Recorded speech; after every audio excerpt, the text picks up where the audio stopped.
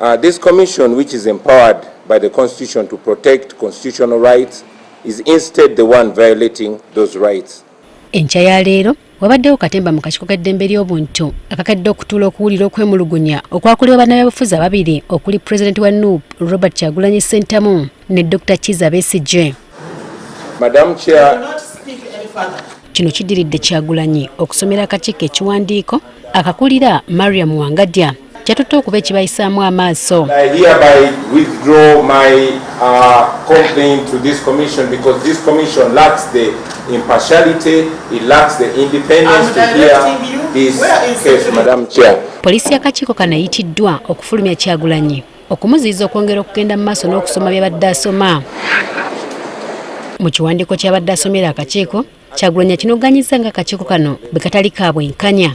Kino akyesigamiza ku myaka 5 akakiiko gye katutte okutunula mu nsonga ze yawaayo. Naye nze bukyanga ndeeta kwemulugunya kwange emyaka gigenda mu 6 gisukka mu 5 tebampa mukisa kweyogerako ate lwe bampadde omukisa mulabye engeri gyeyisiza. Si kituufu kubanga ne omulundi ogwasembayo lwe twamuyita teyajja ne tuddamu ne tumuyita ajje olwaleero mu kifo ky'okutemya ensonga ze nga bwe yaziroopa aze mu kutuvoola.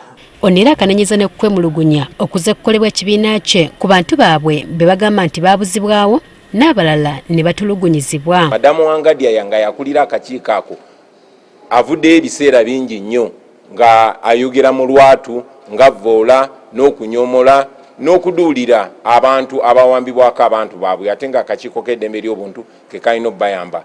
Embeera ebaddewo eraze ng'okwemulugunya kwa Kyagulanyi ku by'ensonga z'okugaanibwa okuyimba n'okutegeka ebivvulu bwe kukomye kubanga ensonga azigyeyo so nga n'akakiiko kategeeza nti kazigobye. Omusango gwaffe tugugyeyo kubanga akakiiko k'eddembe ly'obuntu si kakiiko ka ddembe ly'obuntu wabula kano akakiiko kennyini ate ke kakozesebwa okulinnyirira eddembe ly'obuntu. Tetukkiriza muntu yenna kaabani kujja mu kooti yaffe ate n'atandika okutuvoola.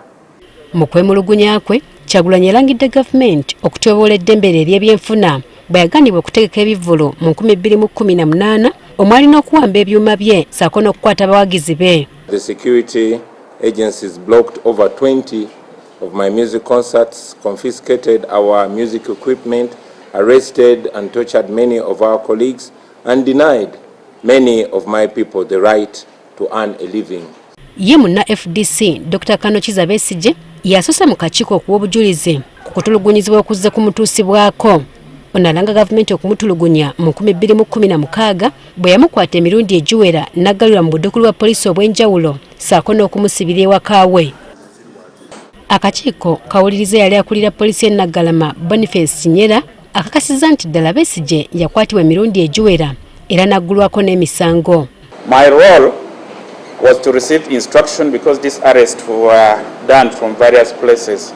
I could receive instruction from my superiors that were bringing Kano, Dr. Kizza Besigye, and prefer ABC charges.